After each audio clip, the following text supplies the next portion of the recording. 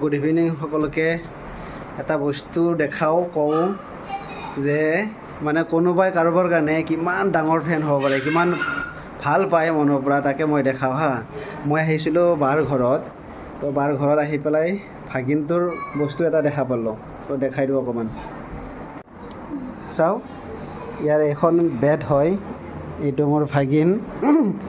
চাওক কি ভাল পায় সি, মানে কি ধুনীয়াকৈ লিখি লৈছে, নিজে লিখিছে সি এইখিনি, কিন্তু এয়া ইমানেই ভাল পায় RCB বিৰাট কোহলীক সি, এইটো সি নিজে লিখিছে।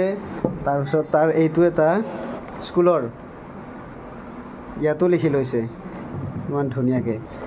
ইফালে তাৰ নামতো লিখিছে কিং কিয়ানছ, ইমানেই ভাল পায় চাৰিওপিনে মানে।